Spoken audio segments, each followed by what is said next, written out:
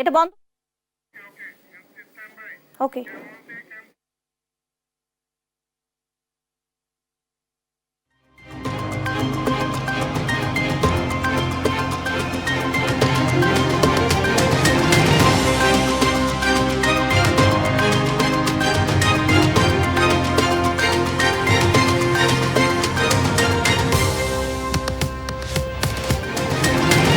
Football বিশ্বকাপের final মহারণের আর কয়েক ঘন্টা। মেসির জাদু আর ইয়ামালের প্রতিভা দেখার অপেক্ষা। সমাপনী মঞ্চ কাঁপাবে শাকিরা বিটিএস। বিশ্বকাপ দেখানোর নামে 2022 সালে 140 কোটি টাকার দুর্নীতি দাবি তথ্যমন্ত্রীর। ফিফা থেকে এবার সত্ত্ব কেনায় সরকারি অর্থের সাশ্রয়। জুলাই সনদ নিয়ে বিতর্কের অবসান হওয়া উচিত বললেন মির্জা ফখরুল। ছলছাতুরির মাধ্যমে গণভোট করা হয়েছিল দাবি স্বরাষ্ট্রমন্ত্রী। শাপলা চত্বর হত্যাযজ্ঞ মামলার প্রধান আসামি শেখ হাসিনা। তদন্ত প্রতিবেদন প্রসিকিউশনে নিহত 61 জনের মধ্যে পরিচয় মিলেছে 58 জনের। সাবেক ভূমিমন্ত্রী জাভেদের গুলশানের দুটি ফ্ল্যাট বুঝে নিল দুদক। আনুমানিক মূল্যে 18 কোটি টাকা। শাহজালালে 16 কেজি স্বর্ণ জব্দ। হাম উপসর্গ নিয়ে আরো 4 শিশুর মৃত্যু। নতুন আক্রান্ত 1051। হাসপাতালে 900-র বেশি ডেঙ্গু রোগী। বাড়তি সতর্কতার পরামর্শ।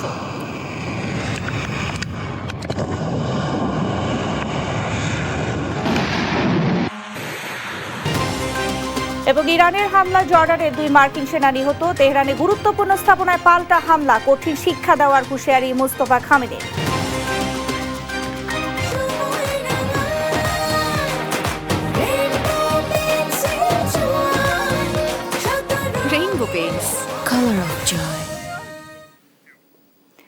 সংবাদ সন্ধ্যায় দেখছিলেন সুপার বোর্ড সংবাদ শিরোনাম। সঙ্গে আছি আমি শারমিন নাজি। এবারে থাকছে বিস্তারিত। শুরুতেই ফিয়েরা বিশ্বকাপ ডায়েরি।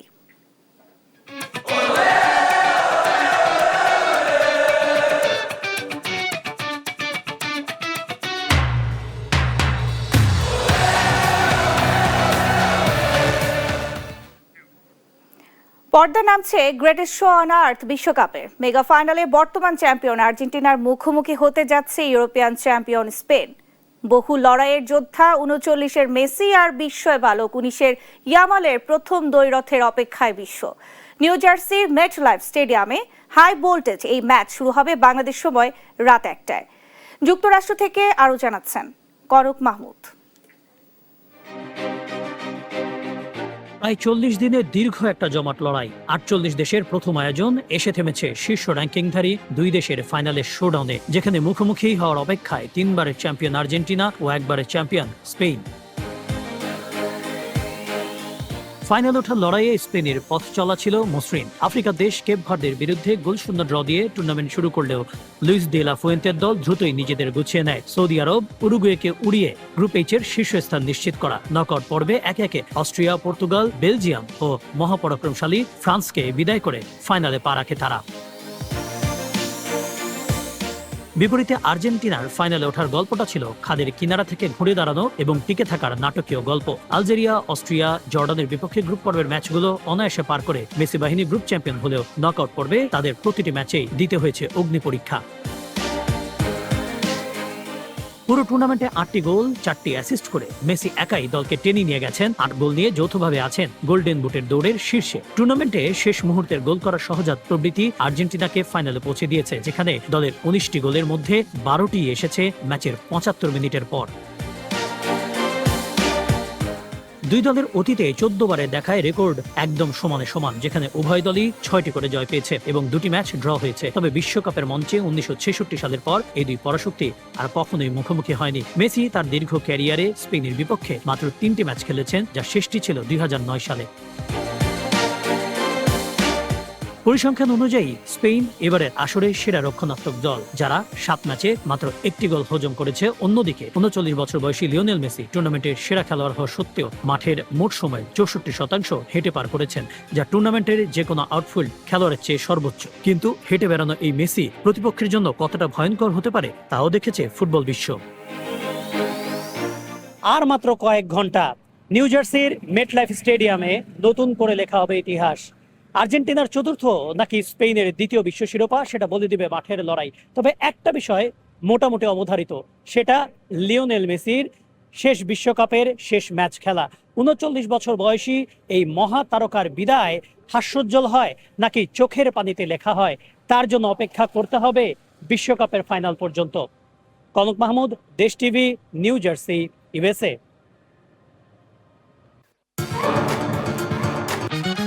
ফ্রিডম নিয়ে এলো স্কুটি নাকি গোল্ড অফার। স্টিকারে থাকা কিউআর কোড স্ক্যান করে প্যাকের ভেতরের কোডটি দাও আর প্রশ্নের উত্তর দিয়ে জিতে নাও স্কুটি অথবা গোল্ড কয়েন। শেষ অঙ্কে দাঁড়িয়ে বিশ্বকাপ, বাকি শুধু গ্র্যান্ড ফাইনাল। আর্জেন্টিনা স্পেনের শিরোপার লড়াই দিয়ে শেষ হবে গ্রেটেস্ট শো অন আর্থ। 48 দলের মেগা ফাইনালের আগে দু দলকেই পাড়ি দিতে হয়েছে লম্বা পথ। বিশ্বকাপ ফাইনাল, দুই শব্দের এই মহাকাব্যের চরিত্র হিসেবে অংশ নিতে ফুটবল বিশ্বের কত চেষ্টা, কত প্রস্তুতি। এবারের বিশ্বকাপের শেষ অঙ্কের মঞ্চায়নে দুটি চরিত্র, আর্জেন্টিনা ও স্পেন। ফাইনালের রুদ্ধশ্বাস লড়াইয়ে নামার আগে মেসি ইয়ামালদের সামনে ছিল বন্ধুর পথ। কঠিন পরীক্ষায় পাশ করেই এবার ফাইনাল পরীক্ষা দেওয়ার অপেক্ষায় আর্জেন্টিনা ও স্পেন। যে গ্রুপ থেকে শুরু হয় আর্জেন্টিনার টানা দ্বিতীয় বিশ্বকাপ জয়ের লক্ষ্যে স্বপ্নযাত্রা। আলজেরিয়াকে ৩-০, অস্ট্রিয়াকে ২-০ আর জর্ডানকে ৩-১ গোলে হারিয়ে নকআউটে ওঠে ডিফেন্ডিং চ্যাম্পিয়নরা। গ্রুপের ৩ দলই খড়কুটোর মতো উড়ে গেছে মেসির আর্জেন্টিনার সামনে। 48 দলের বিশ্বকাপ হওয়ায় এবার নকআউটে হয়েছে বাড়তি এক লড়াই। রাউন্ড অফ 32 এর সেই লড়াইয়ে নবাগত কেপ ভার্দে কাঁপিয়ে দিয়েছিল আর্জেন্টিনাকে। অতিরিক্ত সময়ে ৩-২ গোলের কষ্টার্জিত জয় নিয়ে শেষ ১৬তে ওঠে আলবিসেলেস্তেরা। মিশরের বিপক্ষে সেই ম্যাচে মহাকাব্যিক এক প্রত্যাবর্তনের গল্প লিখে আর্জেন্টিনা। ২-০তে পিছিয়ে থেকে ৩-২ গোলের জয়। সালাহদের কাঁদিয়ে স্কালোনির দল উঠে যায় কোয়ার্টার ফাইনালে। শেষ ৮-এ সুইজারল্যান্ডকে অতিরিক্ত সময়ের ঝড়ে ৩-১ গোলে হারিয়ে সেমির টিকিট কাটে মেসি আলভারেজরা। শেষ ৪-এ ইংল্যান্ডের বিপক্ষে আবারও প্রত্যাবর্তন। ৮৪ মিনিট পর্যন্ত পিছিয়ে থেকেও ২-১ গোলের জয় নিয়ে টানা দ্বিতীয়বার বিশ্বকাপের ফাইনালের মঞ্চে নাম লেখায় মেসি স্কালোনি মানিকজোর। অপরদিকে এইচ গ্রুপ থেকে স্পেন শুরু করে অভিষিক্ত কেপ ভার্দের সাথে ড্র করে, তবে সেখান থেকে ঘুরে দাঁড়িয়ে সৌদি আরবকে ৪-০ ও উরুগুয়েকে ১-০ গোলে বিদায় করে শেষ ৩২-এ ওঠে লা রোহারা। অস্ট্রিয়াকে ৩-০ গোলে উড়িয়ে সহজেই রাউন্ড অফ 16-এ পা রাখে স্পেন। শেষ ১৬তে ক্রিস্টিয়ানো রোনালদোর পর্তুগালকে হতাশায় ডুবিয়ে ১-০ গোলে হারায় ইয়ামাল উইয়ারজাবালরা। কোয়ার্টার ফাইনালে বেলজিয়ামের সোনালী প্রজন্মকে অতীত করে শেষ ৪-এ ওঠে স্পেন। আর ফাইনালের টিকিট পেতে স্পেনের শিকার তালিকায় শেষ ভিকটিম দুর্বার ফ্রান্স। ১৬ বছরের অপেক্ষা শেষে আবারও ফাইনালের মঞ্চে স্প্যানিশ আর্মাডা। ৭ ম্যাচের কঠিন পথ পাড়ি দিয়ে সোনালী ট্রফি থেকে হাত ছোঁয়া দূরত্বে দাঁড়িয়ে আর্জেন্টিনা ও স্পেন। শেষ পর্যন্ত নাটকের শেষ অঙ্কে নায়ক হবে কে? লাতিন ছন্দের আর্জেন্টিনা নাকি ইউরোপের তিকিতাকার জাদু দেখানো Spain? Ahmed Nahid, sports desk, দেশ টিভি। আরএফএল ওয়াটার পাম্পের রোটর এখন আরো উন্নত আর বিদ্যুৎ সাশ্রয় হয় 20% পর্যন্ত। ফিফা বিশ্বকাপ ফাইনালের আগে নিউ ইয়র্ক দখল করে ফেলেছে আর্জেন্টাইন সমর্থকরা। ট্রফির আশায় ফাইনালের আগের দিন টাইম স্কয়ারে গভীর রাত পর্যন্ত উৎসব করে আর্জেন্টাইন সমর্থকরা। তাদের আশা, গতবারের মতো এবারও তাদের হতাশ করবে না লিওনেল মেসি ও তার দল। নিউ ইয়র্ক থেকে আরো জানাচ্ছেন কনক মাহমুদ। বিশ্বকাপ ফাইনালের আগে আর্জেন্টিনা কোচ লিওনেল স্কালোনি বলেছিলেন তিনি দর্শকদের জন্যই, সমর্থকদের জন্যই তারা এসেছেন ফাইনালে এই টানা দ্বিতীয়বারের মতো বিশ্বকাপ জয়ের পথে। যারা তার কথা বিশ্বাস করেননি তাদেরকে বিশ্বাস করাতে আজকে আমরা চলে এসেছি টাইম স্কয়ারে, নিউ ইয়র্কের প্রাণকেন্দ্র। এবং আমি আপনাদের দেখাতে চাই এখন টাইম স্কয়ারের বর্তমান পরিবেশ, যে কি পরিবেশ এখানে বিরাজ করছে আপনাদের দেখাতে চাই। দেখুন দর্শক, আমার সামনে হাজারো হাজারো হাজারো হাজারো আর্জেন্টিনা সমর্থক। একদিকে বৃষ্টি পড়ছে টাইম স্কয়ারে, এখন রাত, এবং একদিকে বৃষ্টি পড়ছে, আরেকদিকে সমর্থকদের ঢল চলছে, পাগলামি সমর্থকদের। হাজারো হাজারো সমর্থক, এবং এদের বেশিরভাগের কাছে টিকিট নেই, তাদের কাছে থাকার জায়গা নেই। তারা কোথায় খাবেন, কোথায় থাকবেন তার কোনো ঠিক নেই। তারা শুধু এইটুকু জানেন ট্রফি নিয়ে দেশে ফিরতে হবে, ট্রফি নিয়ে আর্জেন্টিনায় ফিরতে হবে। এবং এই লক্ষ্যেই সব সমর্থকরা যেন নেমে এসেছেন যুক্তরাষ্ট্রের নিউ ইয়র্কের রাস্তায়, এবং চলছে উদযাপন। এই বৃষ্টির মধ্যেও চলছে উত্তম উদযাপন, এবং এখানে সমর্থকরা বলছেন এবার ট্রফি নিয়ে ফিরবেন তারা। I consider this match we are going to win 2-0. one of Messi and one of Julian Alvarez. Much. I don't have tickets, so I need a ticket for tomorrow for the final. So I flew through Australia to here just to see the final. So Spain always plays a boring match. That's not football. That's just whatever they like to call football. Football is magic. It's not deserving it. It's just winning it, and that's what we do. Oh, this is the best of the best. It can't get any better. We going all the way to the final. Tomorrow, 2 for Argentina, 1 for Spain. Hey, very excited, but it's a walk in the park today. It's a walk in the park for Argentina. But Spain is very strong team, right? Yes, like we're a bit afraid of, but we are very faithful that Argentina is gonna win. উদযাপন যখন চলছে তখন new ইয়র্কে নেমে এলো এক পশলা বৃষ্টি। সেই বৃষ্টিতে আমি ভিজে নিয়ে একাকারী সমর্থকরা, কিন্তু তাদের উৎসব কিছুতেই থামছে না। কে বলবে এখনো তারা টানা দ্বিতীয় বিশ্ব শিরোপাটা জেতেনি। তাই এইখানকার যারা স্থানীয় মানুষ তাদের আশঙ্কা, যদি আর্জেন্টিনা টানা দ্বিতীয়বারের মতো বিশ্বকাপটা জয় করে ফেলে তাহলে এই নিউ ইয়র্ক হয়তো পুরো একদিনের জন্য বন্ধ হয়ে যেতে পারে। কনক মাহমুদ, দেশ টিভি, নিউ ইয়র্ক, ইউএসএ। বিশ্বকাপ ফুটবল নিয়ে দেশ টিভির নিউজ রুম থেকে লাইভে যুক্ত হচ্ছেন সহকর্মী রাশেদ অমিত। অমিত, আজ ফাইনালের মধ্য দিয়ে পর্দা নামছে বিশ্বকাপের সমীকরণ, আপনি কি দেখছেন জানাবেন? সমীকরণটা আসলে এই মুহূর্তে বলা যায় যে সমান সমান, কারণ দু দলেরই 14 বার দেখাতে 6 বার করে কিন্তু দু দল জিতেছে। এবং সর্বশেষ 1966 সালে যে দেখাটা হয়েছিল বিশ্বকাপের মঞ্চে, সেই বিশ্বকাপের মঞ্চে কিন্তু আসলে জয়টা কিন্তু এসেছে আর্জেন্টিনার 2-1 গোলের জয়। কিন্তু বড় বিষয় যেটি হচ্ছে টেকনিক্যাল জায়গা বা টেকটিকের জায়গাটা, আসলে কোন ফরম্যাটে খেলবে বা কোন ফরমেশনে যেটি খেলবে।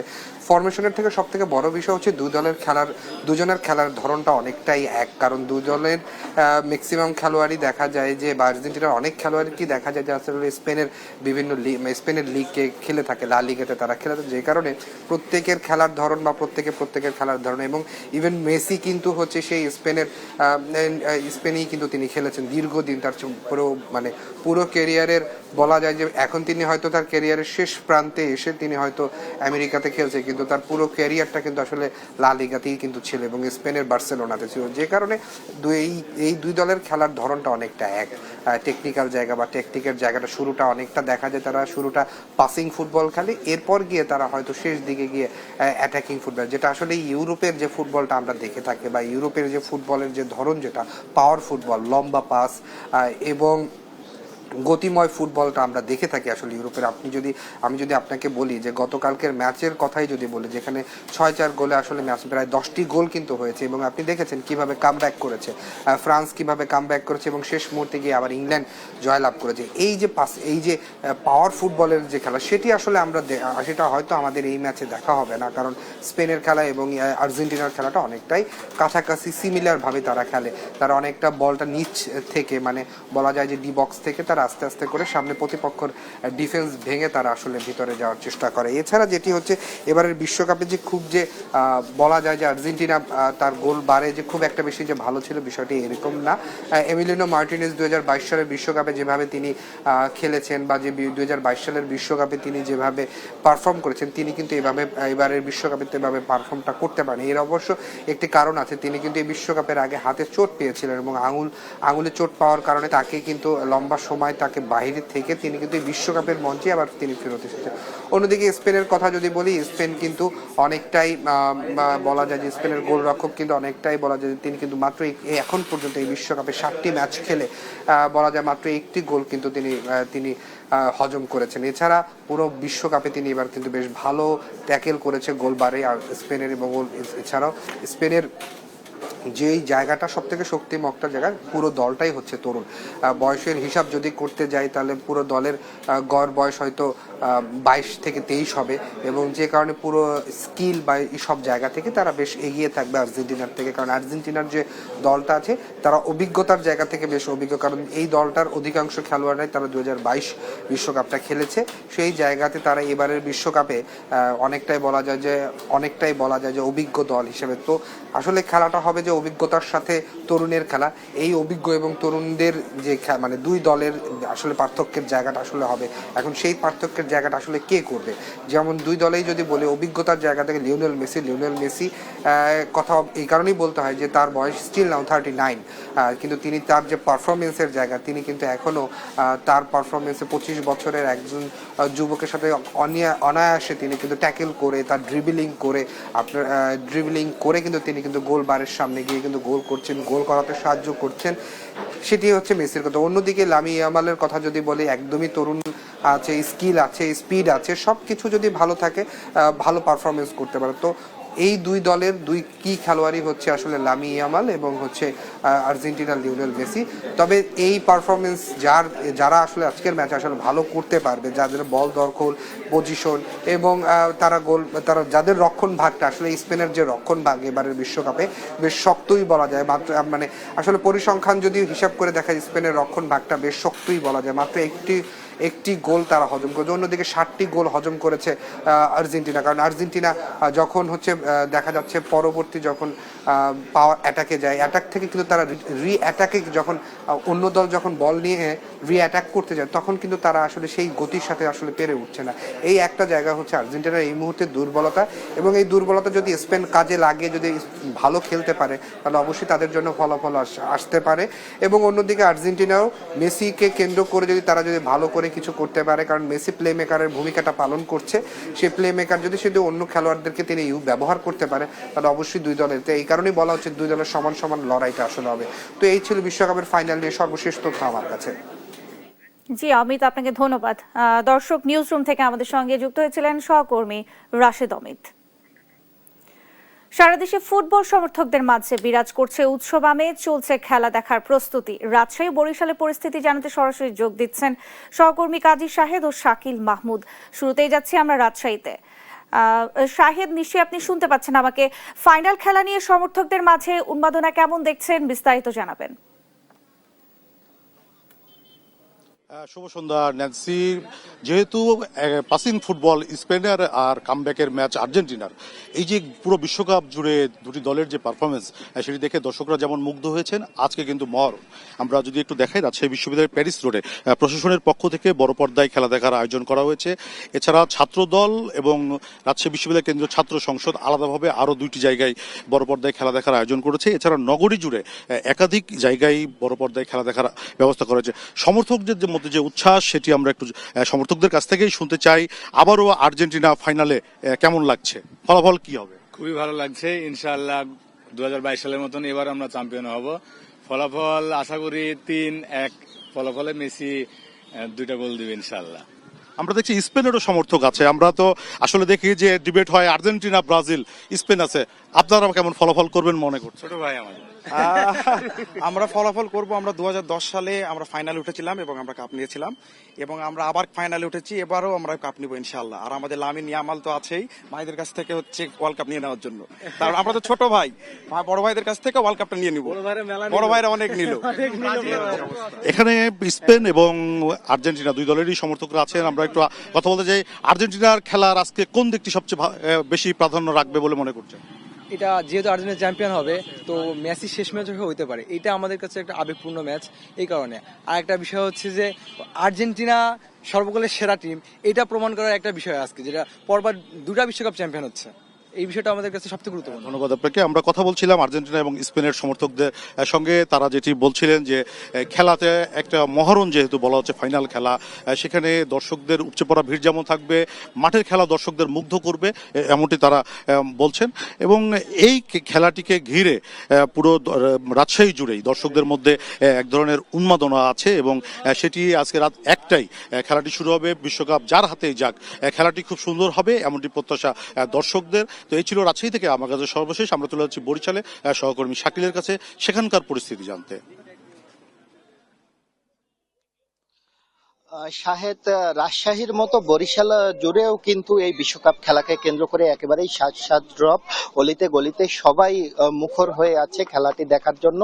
এই মুহূর্তে আছি বরিশাল বেলস পার্কে। এখানে যেমন বড় পর্দায় খেলা দেখার আয়োজন করা হয়েছে, তেমনি বরিশাল বিএম কলেজেও করা হয়েছে এবং বরিশাল বিশ্ববিদ্যালয়েও কিন্তু বড় পর্দায় খেলা দেখার আয়োজন করা হয়েছে। এবং এখন পর্যন্ত যদি বলে রাখি, যেটা জানা গেছে যে এখন পর্যন্ত স্পেন এবং আর্জেন্টিনা মোট 14 বার মুখোমুখি হয়েছে।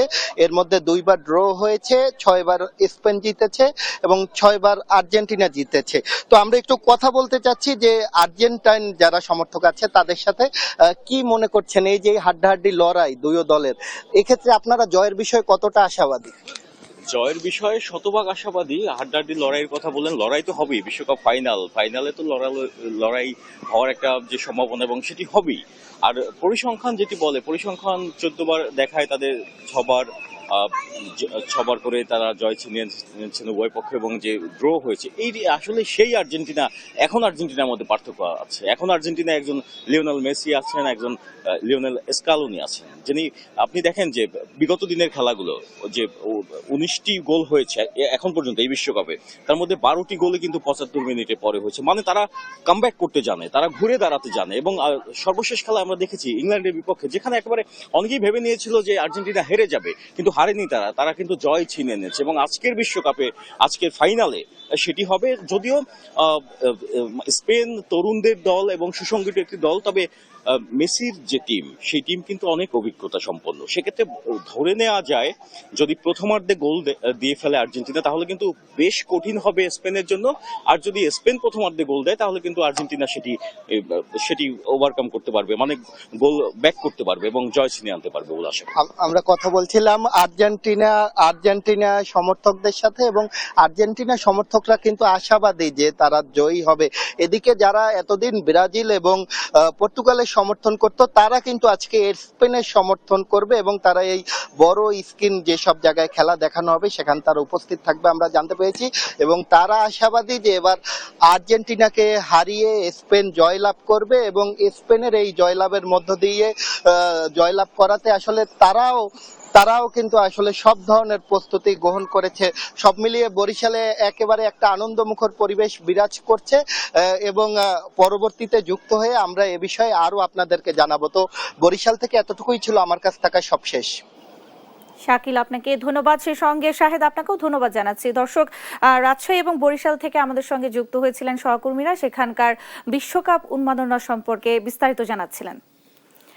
2022 সালের ফুটবল বিশ্বকাপ সম্প্রচারকে কেন্দ্র করে আওয়ামী লীগ সরকারের বিরুদ্ধে রাষ্ট্রীয় অর্থ লুটপাটের অভিযোগ তুলেছেন তথ্য সম্প্রচার মন্ত্রী জহিরুদ্দিন স্বপন। তিনি জানিয়েছেন, এই ঘটনায় বিভাগীয় তদন্ত চলছে। তদন্ত শেষে প্রয়োজনীয় ব্যবস্থা নিতে দুর্নীতি দমন কমিশনের সঙ্গে যোগাযোগ করবে তথ্য মন্ত্রণালয়। বলেন, 2026 বিশ্বকাপের সম্প্রচার সত্ত্ব সরাসরি কিনে সাব লাইসেন্সিং এর মাধ্যমে সরকারের ব্যয় প্রায় শূন্যের কোটায় নামিয়ে আনা হয়েছে। অপেক্ষা করছে। বিশ্বকাপ ফুটবল সম্প্রচার সংক্রান্ত তথ্য তুলে ধরতে রোববার সচিবালয়ে সংবাদ সম্মেলন করে তথ্য সম্প্রচার মন্ত্রণালয়। এ সময় তথ্য সম্প্রচার মন্ত্রী জহিরুদ্দিন স্বপন বলেন, এবার সরকার সরাসরি ফিফার কাছ থেকে সম্প্রচার সত্ত্ব কিনে সাব লাইসেন্সিং এর মাধ্যমে প্রায় পুরো ব্যয়ই তুলে আনতে সক্ষম হয়েছে, যে কারণে রাষ্ট্রের রাজস্বের উপর অতিরিক্ত কোনো চাপ পড়েনি। আমাদের নেতা তারেক রহমানের সরকারের আমলে তার নির্দেশই ছিল মন্ত্রী হিসেবে আমার প্রতি, যে খেলা দেখাতে হবে, কিন্তু দেশের এই করুণ অর্থনৈতিক অবস্থার ক্ষেত্রে কোনো টাকা খরচ করা যাবে না। একেবারেই নামমাত্র 4-5 কোটি টাকার আমাদের ঘাটতি আছে। তাও আমরা এখনো পর্যন্ত সাব লাইসেন্সিং যাদেরকে দিয়েছি, আমরা তাদের সঙ্গে একটা দর কষাকষি করে চলছি যে এই টাকাটাও, মাত্র 4-5 কোটি টাকাটা এটাও যদি আপনাদের বিজ্ঞাপনের ইনকাম যদি ভালো হয়, তাহলে এটাও আমরা তাদের ঘাড়ে দেওয়ার চেষ্টা করব। 2022 সালের বিশ্বকাপ সম্প্রচারের সঙ্গে এবারের ব্যবস্থার তুলনা করে মন্ত্রী বলেন, সে সময় ফিফার কাছ থেকে একটি সিঙ্গাপুর ভিত্তিক প্রতিষ্ঠান সম্প্রচার সত্ত্ব কেনে। সেই সত্ত্ব তমা কনস্ট্রাকশনের মাধ্যমে প্রায় 140 কোটি টাকার লেনদেন হয়। এই পুরো প্রক্রিয়ায় রাষ্ট্রীয় অর্থ লুটপাট হয়েছে বলে অভিযোগ করেন তিনি। জনগণের ট্যাক্সের টাকা ক্যাবিনেট মিটিং করে ফিফার এজেন্ট একটা সিঙ্গাপুর কোম্পানি, তার এজেন্ট আবার একটা বাংলাদেশের তমা কনস্ট্রাকশন কোম্পানি, যার কোনোই মিডিয়ার সঙ্গে কোনো সংশ্লিষ্টতা ছিল না, তাকে মাঝখানে রেখে 98 কোটি টাকা ট্যাক্সের টাকা, জনগণের ট্যাক্সের টাকা, সেই ট্যাক্সের টাকা দেওয়া হয়েছিল। বিভাগীয় তদন্ত চলছে, তদন্ত প্রক্রিয়া শেষ করার পরে বিটিভি বা তথ্য মন্ত্রণালয়ের পক্ষ থেকে দুদকের সঙ্গে যোগাযোগ করার প্রশ্ন দেখা দিবে। বিটিভি, তথ্য ও সম্প্রচার মন্ত্রণালয়, বাংলাদেশ ফুটবল ফেডারেশন এবং ক্রীড়া সাংবাদিকদের সমন্বিত প্রচেষ্টায় এবার বিশ্বকাপ সম্প্রচার সফলভাবে সম্পন্ন হয়েছে বলে জানান মন্ত্রী। বলেন, ভবিষ্যতে আরও আধুনিক প্রযুক্তি ব্যবহার করে কম খরচে এবং অর্থনৈতিকভাবে আরও লাভজনক উপায়ে বিশ্বকাপ সম্প্রচারের পরিকল্পনা নেওয়া হবে। সকল ফুটবল প্রেমিকদেরকে। ঝর্ণা রায়, দেশ টিভি, ঢাকা। দর্শক, বিশ্বকাপ ফুটবল ফাইনাল মহারণের আরো খবর থাকছে সংবাদের শেষ অংশে। চলে যাচ্ছি অন্যান্য সংবাদে। জুলাই সনদ বাস্তবায়নে অঙ্গীকারবদ্ধ বিএনপি। জুলাই সনদ বাস্তবায়নে সংবিধান সংশোধন কমিটিতে বিরোধী দলকে যোগ দেওয়ার আহ্বান জানিয়েছেন স্থানীয় সরকার মন্ত্রী ও বিএনপি মহাসচিব মির্জা ফখরুল ইসলাম আলমগীর। রোববার দুপুরে রাজধানীর ইঞ্জিনিয়ার্স ইনস্টিটিউশনে ন্যাশনাল এডিটর্স কাউন্সিল আয়োজিত জুলাই শহীদ সাংবাদিক সম্মাননা অনুষ্ঠানে এই আহ্বান জানান তিনি। এবং উপস্থিত রাজধানীর ইঞ্জিনিয়ার্স ইনস্টিটিউট মিলনায়তনে ২৪-এর গণ অভ্যুত্থানে শহীদ সাংবাদিকদের পরিবারকে সম্মাননা প্রদান অনুষ্ঠানের আয়োজন করে ন্যাশনাল এডিটর্স কাউন্সিল। অনুষ্ঠানে হারানো স্বজনদের স্মৃতিচারণ করে আবেগ আপ্লুত হয়ে পড়েন শহীদ সাংবাদিকদের পরিবারের সদস্যরা। আমার যত সন্তান মারা গিয়েছে তাদের হত্যার বিচার কিভাবে যত দ্রুত সম্ভব এগিয়ে নেওয়া যায় এবং যারা আমার জুলাই আহত ছেলেরা আছেন তাদের চিকিৎসার ব্যাপারে এই সরকারের কাছে আমার আবেদন থাকবে যে আপনারা এই ব্যাপারটাকে আলাদা করে দেখবেন। ২৪ আন্দোলনের পর প্রতিদিন দেখা যাচ্ছে প্রেস ক্লাবের সামনে বিভিন্ন জায়গায় এই আন্দোলন সেই আন্দোলন। আমরা এখন মুখ ফুটে সব কথা বলতে পারতেছি, কিন্তু আগে এই কথাগুলো বলতে পারতাম না। তো এই স্বাধীনভাবে কথা বলার কারণে কিন্তু হচ্ছে আমার সন্তানরা এতিম হয়েছে। তাই এ সময় জুলাই গণ অভ্যুত্থান ও গেল ১৭ বছরের স্বৈর শাসনে সাংবাদিকদের ভূমিকা তুলে ধরে তা মূল্যায়নের দাবি জানান কাউন্সিলের সিনিয়র সদস্যরা। আমরা সারা জীবন, আমরা যতদিন বাংলাদেশে স্বাধীন সাংবাদিকতা থাকবে, আপনাদের স্বামী, আপনাদের সন্তানকে আমরা ভুলবো না। আমরা মাঝে মাঝে যখন দেখি, বিশেষ করে সাংবাদিকতার ক্ষেত্রে আমি বলি, ফেসিবাদের তোষণ যখন আমাদের সরকারের লোকেরা করেন, মন্ত্রীরা করেন, আমাদের বড় কষ্ট লাগে। কষ্ট লাগে এই কারণে যারা আজকে ফুট পরে কোট পরে ঘুরে বেড়ানোর সাথে মন্ত্রিত্ব করছেন, সরকারের বড় বড় পদে তারা লড়াই করেনি, লড়াই আমরা করেছি। আবার কোন ফ্যাসিবাদ যাতে গড়ে উঠতে না পারে সেই জন্য জাতিকে সার্বক্ষণিকভাবে সজাগ রাখা, এটা আমাদের গোল। প্রধান অতিথির বক্তব্যে স্থানীয় সরকার মন্ত্রী মির্জা ফখরুল ইসলাম আলমগীর বলেন, স্বাক্ষরিত জুলাই সনদ বাস্তবায়নে অঙ্গীকারাবদ্ধ বিএনপি। সংবিধান সংশোধন কমিটিতে বিরোধী দলকে যোগ দেওয়ার আহ্বানও জানান তিনি। এখন আমরা কিছু কমিটমেন্ট আছে আমাদের, সেই কমিটমেন্টের মধ্যে ৩১ দফা বাস্তবায়নের কমিটমেন্ট আছে। জুলাই সনদ স্বাক্ষর করেছি, সেটা বাস্তবায়নের কমিটমেন্ট আছে। আমরা চেষ্টা করছি এগুলোকে পুরোপুরি বাস্তবায়িত করার জন্য। তো আমার খুব খারাপ লাগে, আমি আমার ব্যক্তিগত অনুভূতির কথা বলছি। আমি যখন দেখি যে কতগুলো বিষয় নিয়ে মানুষকে বিভ্রান্ত করার চেষ্টা করা হয়, আমরা এবার দেখিনি আলোচনার মাধ্যমে পার্লামেন্টের মধ্যে একটা বিষয় আমরা আর পৌঁছাতে পারি না। এটাই আমার আহ্বান, এটাই আমার ইচ্ছা। আমার এই শেষ বয়সে আমি এটাই দেখতে চাই যে আমরা আলোচনার মাধ্যমে একটা এমন একটা জায়গায় পৌঁছি যেখানে অন্তত কিছুটা হলেও আমরা আমাদের পরবর্তী প্রজন্মকে বলতে পারবো যে আমরা তোমাদের জন্য একটা ব্যবস্থা তৈরি করেছি, যেখানে তোমাদেরকে আর মারামারি, কাটাকাটি, প্রাণ দিতে হবে না, জান দিতে হবে না। গণমাধ্যম সহ সব প্রতিষ্ঠানে তোষামোদি চলছে উল্লেখ করে মির্জা ফখরুল বলেন, এ থেকে বের হয়ে আসতে বড় ধরনের বিপ্লব প্রয়োজন। এই তোষামোদি, মশাইরি, এই জিনিসটা আর দেখতে চাই না। সাইফুল রিপন, দেশ টিভি, ঢাকা।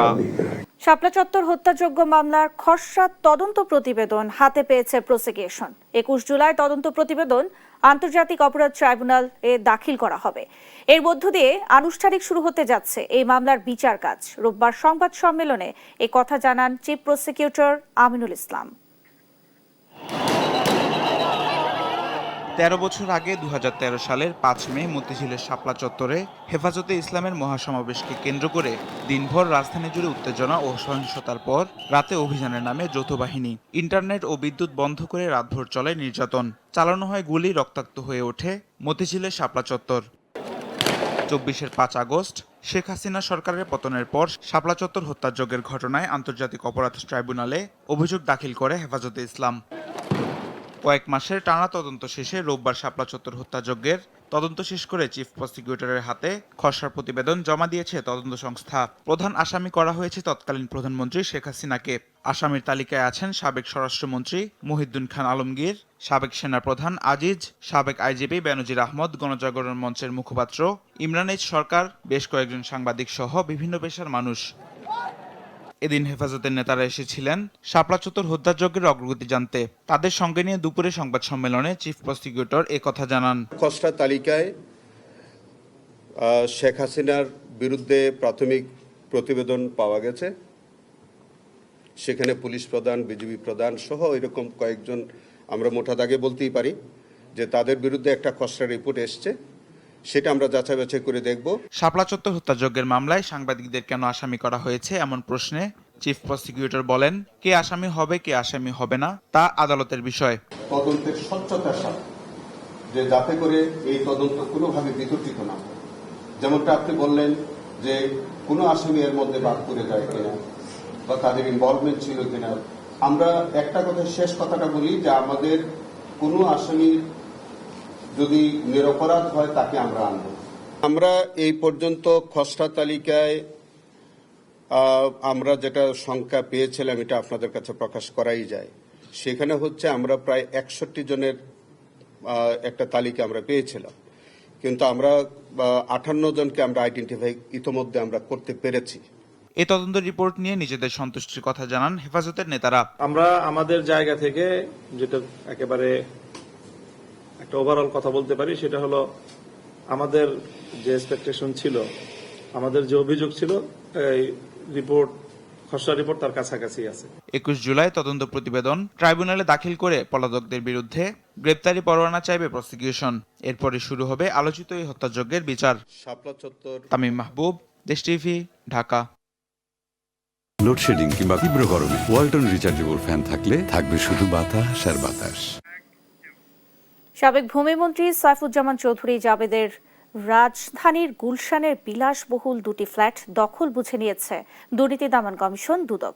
রোববার সকালে আদালতের নির্দেশে নির্বাহী ম্যাজিস্ট্রেট ও পুলিশের উপস্থিতিতে ফ্ল্যাট দুটির তালা ভেঙে ভেতরে প্রবেশ করেন দুদকের কর্মকর্তারা।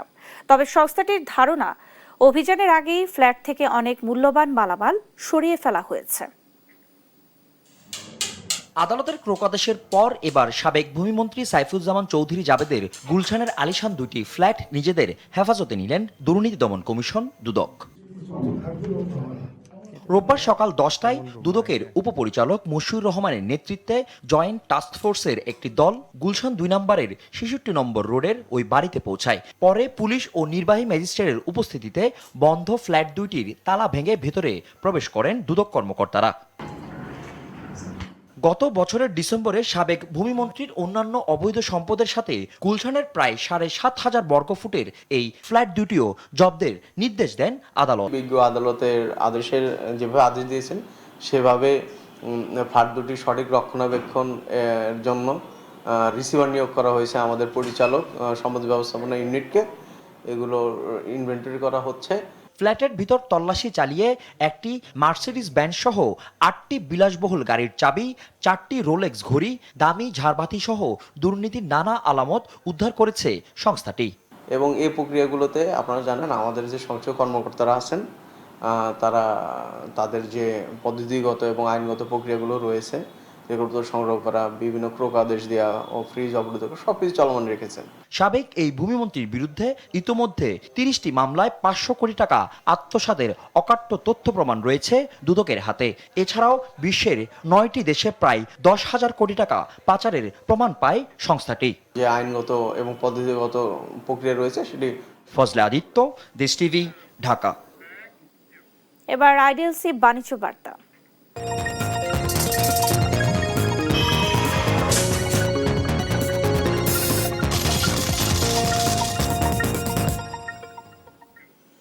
চলতি অর্থ বছরের বাজেটে দেশীয় এগ্রো কেমিক্যালস ম্যানুফ্যাকচারিং শিল্পের কাঁচামাল আমদানিতে শুল্ক ছাড় দেওয়া হলেও নীতিগত জটিলতায় তার সুফল পাচ্ছেন না দেশীয় উৎপাদকরা। কৃষি সম্প্রসারণ অধিদপ্তরের কাঁচামাল আমদানিতে আরোপ করা সিঙ্গেল কান্ট্রি সিঙ্গেল সোর্স প্রথার কারণে আন্তর্জাতিক বাজার থেকে কম মূল্যে মানসম্পন্ন কাঁচামাল আমদানি বাধাগ্রস্ত হচ্ছে বলে অভিযোগ বাংলাদেশ এগ্রোকেমিক্যালস ম্যানুফ্যাকচারিং অ্যাসোসিয়েশন বামা। এই শিল্প সম্প্রসারণে নীতিগত সহযোগিতা দেওয়া জরুরি বলে মনে করছেন কৃষি ও অর্থনীতিবিদরা। মাকদুর আমিতের রিপোর্ট। কৃষি প্রধান বাংলাদেশে প্রায় 15,000 কোটি টাকার বালাইনাশকের বাজার। সরকার দেশীয় উৎপাদন বাড়াতে 22টি অ্যাগ্রোকেমিক্যালস ম্যানুফ্যাকচারিং কোম্পানিকে অনুমোদন দিলেও বাজারের প্রায় 92% এখনও বহুজাতিক কোম্পানি ও ফিনিশড পণ্য আমদানিকারকদের দখলে, যেখানে দেশীয় উৎপাদকের শেয়ার কেবল 8%। চলতি অর্থ বছরের বাজেটে দেশীয় শিল্পকে সুরক্ষা দিতে 58% আমদানি শুল্ক কর কমিয়ে বেশিরভাগ কাঁচামালের ক্ষেত্রে তা শূন্যে নামিয়ে এনেছে সরকার। তবে সরকারের এই নীতিগত সুবিধার সুফল মাঠ পর্যায়ে না পৌঁছানোর পেছনে সিঙ্গেল কান্ট্রি সিঙ্গেল সোর্স প্রথাকে দায়ী করছেন বামা। সিঙ্গেল কান্ট্রি সিঙ্গেল সোর্স প্রথার কারণে প্রতিযোগিতামূলক দামে বৈশ্বিক বাজার থেকে মানসম্পন্ন কাঁচামাল আমদানি করা সম্ভব হচ্ছে না বলে জানান বাংলাদেশ অ্যাগ্রোকেমিক্যালস ম্যানুফ্যাকচারিং অ্যাসোসিয়েশনের প্রেসিডেন্ট মোহাম্মদ মোস্তাফিজুর রহমান।